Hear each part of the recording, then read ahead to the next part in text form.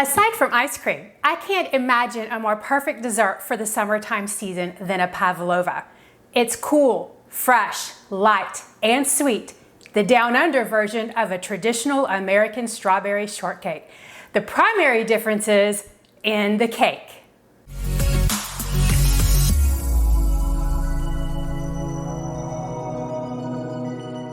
Envision this: sweet, fresh summer fruit on top of a light, puffy, sweetened whipped cream over la pièce de résistance, an encrusted cloud of sweet, soft, marshmallowy meringue, a beautiful, tasty, elegant dessert fit for royalty, but cheap and easy enough for the rest of us. This dessert is loved by so many that it has become a food of contention between Australia and New Zealand. If the two countries were to ever go to war against each other, it would be over this cake.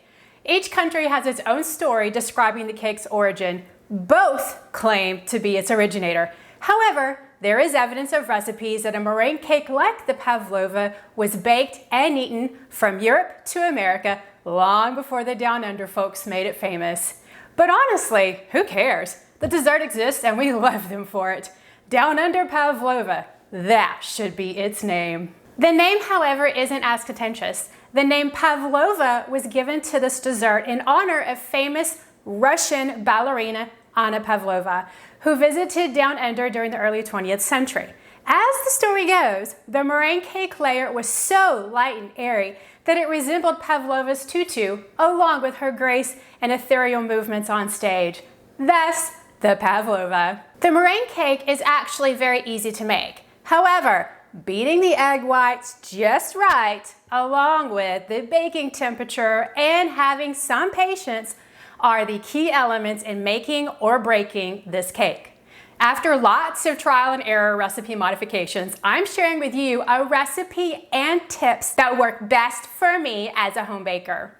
The ingredients for this recipe are quite simple, just a few more than an authentic French macaron recipe, but still very few. For the meringue cake layer, you'll need eggs, superfine granulated sugar, cornstarch, white vinegar, vanilla, and salt. In addition, for the toppings, you'll need heavy whipping cream, powdered sugar, vanilla, and any preferred fresh fruit like strawberries, kiwis, or blueberries. At least 30 minutes up to the night before you want to make your meringue, you need to separate your egg whites from the yolks. They are much easier to separate when they are cold. So you're going to need 4 eggs, and of that, you're going to need the 4 egg whites. Leave your whites in a covered, clean glass bowl on the counter until you're ready to use them. Then just refrigerate your egg yolks for another recipe.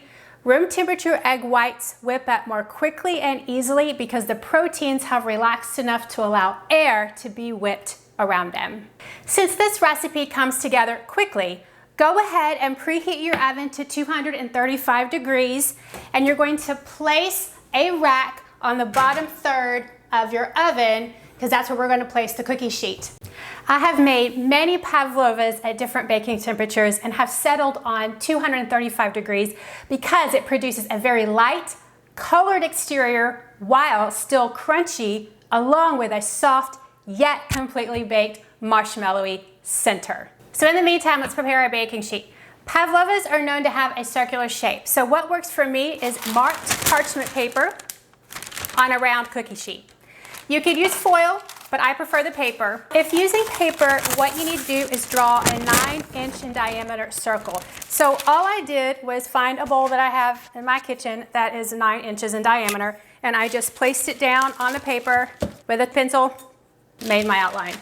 And then once I'm ready to scoop my pavlova onto the parchment paper, I'm going to turn it upside down with the mark against my cookie sheet because I want to prevent lead from absorbing into my food.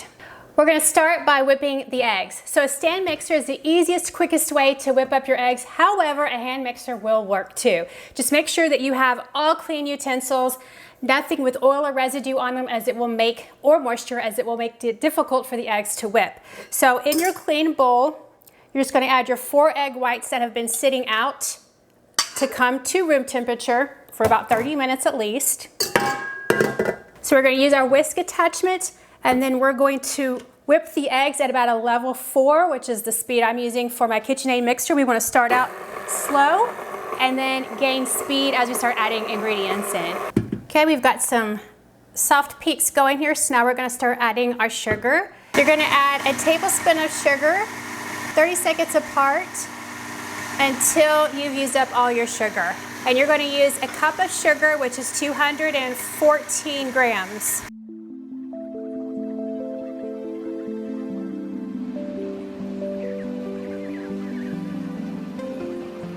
Okay, I've just added in the last of my sugar. You're going to continue to whip. And notice right now the mixture is connecting the whisk to the mixture in the bowl. You know when the sugar has dissolved, when you can take a little bit of the mixture, put it between your fingers. If it feels grainy, your sugar hasn't dissolved yet, so it needs to continue mixing. And in a couple of moments, we're going to add in the rest of the ingredients. So we're going to let it mix a little bit more because we want it to be almost dissolved, the sugar. We've got our mixture still connecting from the whisk to the mixture in the bowl. So what I want to do now is, while this is whisking and the sugar is still dissolving, but the liquid that we add will help it dissolve even more. So while it's whipping up, we're going to slowly add 1 teaspoon of white vinegar, and I'm just going to let a few drops go at a time. And then I'm just going to wait, let it whisk up a little more, and then add a few more. I'm going to do this until all of my vinegar has been used up. So the reason we're using vinegar here is because acid and vinegar denatures the eggs by stabilizing them as they whip, helping them to reach full volume. So vinegar also is going to help us to prevent overbeating as we're mixing these together. While our eggs continue to whip, we're going to add 1/4 teaspoon of sifted salt. Yes, I actually sifted my salt using a little sifter here. So I'm just going to slowly add my salt in. Again, just sort of sprinkling it in all around. And all the salt is doing is giving it flavor. You don't have to put salt in your pavlova. Okay, while this is still whipping, now we're going to add 1 teaspoon of vanilla. And then again, this is just for flavor. So I'm just going to add a little bit at a time, just like we did with the vinegar. And again, this prevents the egg whites from deflating as they're beating. We just want to add our ingredients very slowly, every single one.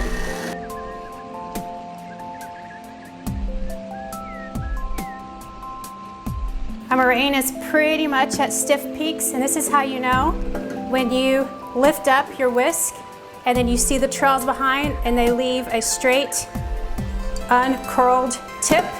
And mine pretty much look that way. I'm going to let them go a little bit longer, but while this is still whisking, we're going to add our last ingredient, which is 1 tablespoon of sifted cornstarch. And we're going to add it slowly. So the purpose of cornstarch is to help decrease the moisture that causes weeping meringues after they've been baked. In addition, it helps to provide stability and that marshmallow texture that we want on the inside of our pavlova.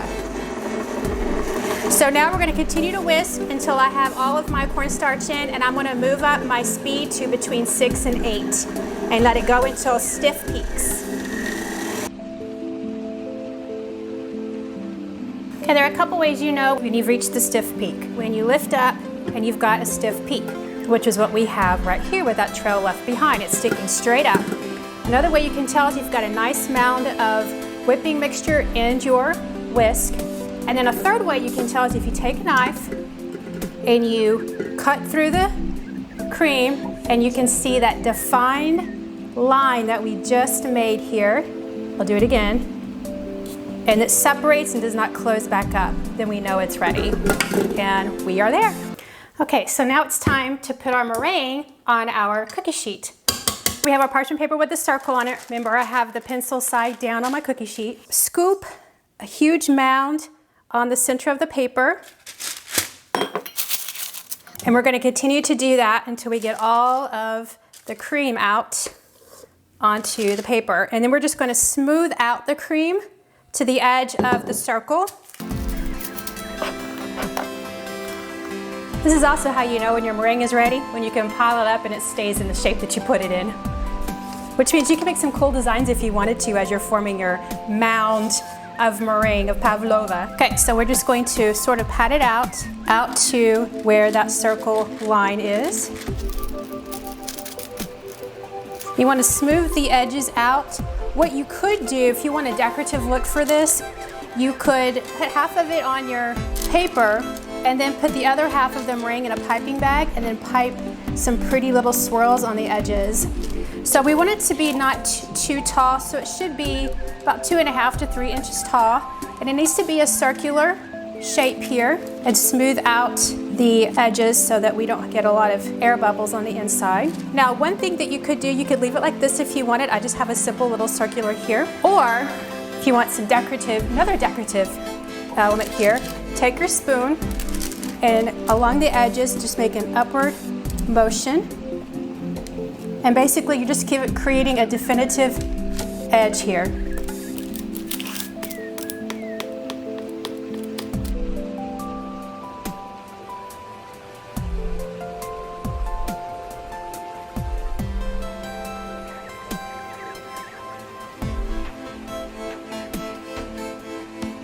And that's our Pavlova cake.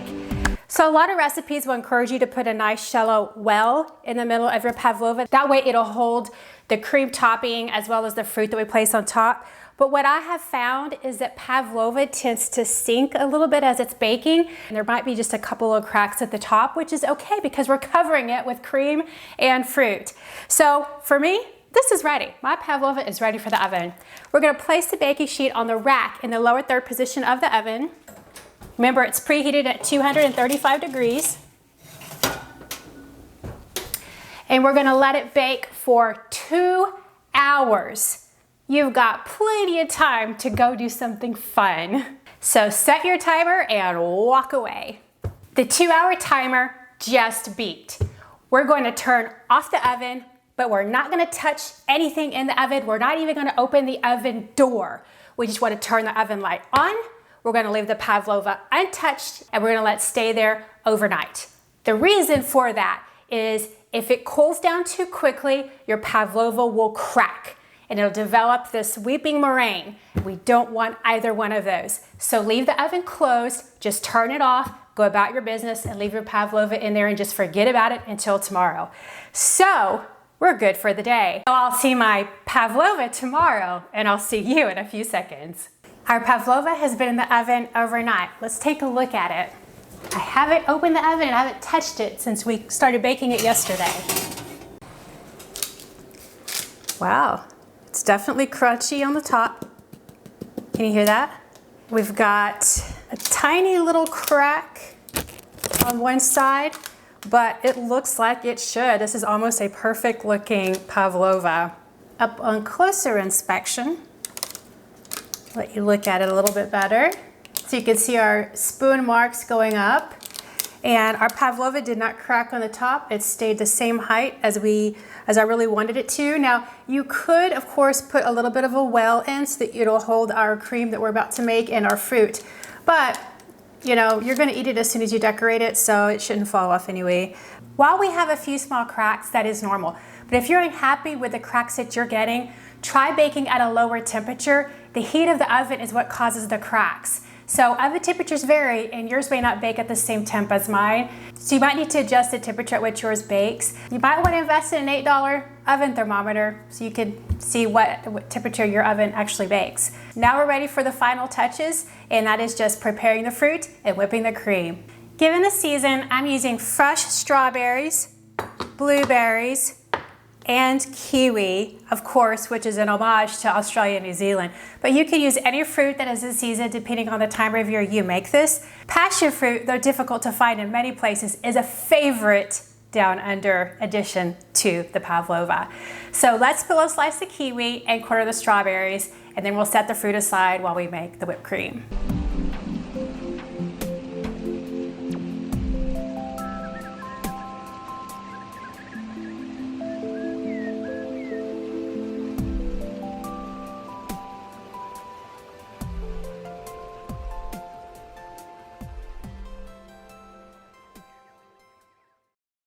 For our whipped cream, all we're gonna need is heavy whipping cream, vanilla, and powdered sugar. So you need to first start with a clean bowl, and a stand mixer works great with a whisk attachment. You could also just use a hand mixer.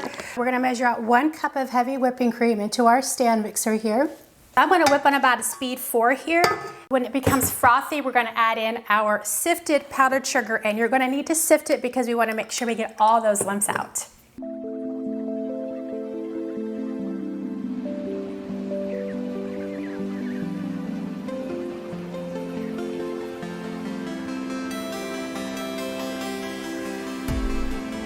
For our whipping cream, you don't have to add any sugar or any vanilla. I just like to add it because I want that little bit of flavor to go on top of the pavlova. Remember, the pavlova is going to be really, really sweet because we have all that sugar in the meringue.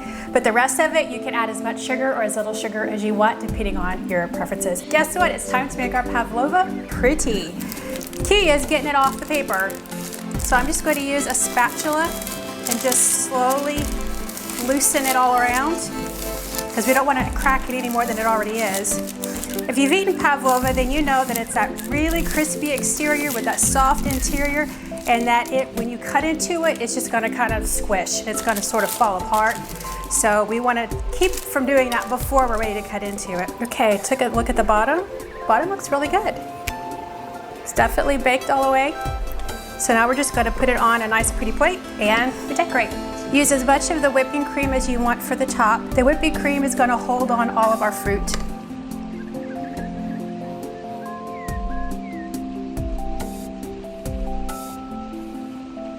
Add as much or as little fruit as you would like.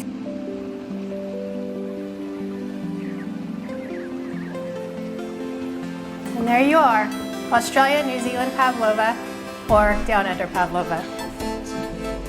As though we need more sugar, but if you wanted to add a little bit of color to the top, you could certainly sift on a little bit of powdered sugar or some colored fruit sweetener like powdered raspberry, powdered strawberry. Any of that would work, particularly if you're trying to cover up any cracks. It's time to cut into it. Notice it's starting to crack under the weight of the toppings. Pavlovas are crunchy when you cut into them and begin to soften once you add the toppings. Ooh, look at the marshmallow, nice and soft.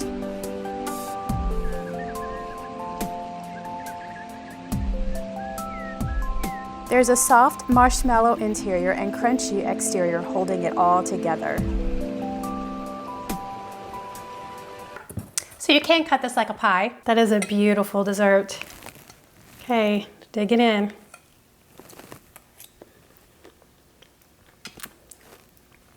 This is like an American strawberry shortcake.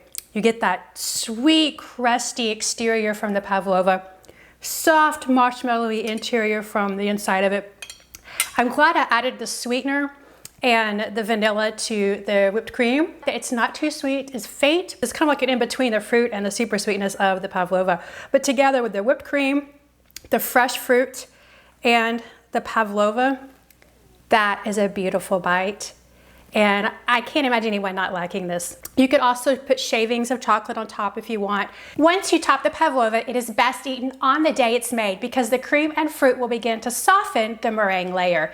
You can store it in the fridge for up to 1 day, so you gotta eat it quickly. You know, pavlovas can be made all year. In fact, they are commonly eaten during the holidays in Australia and New Zealand. Add cranberries to the top during the holidays.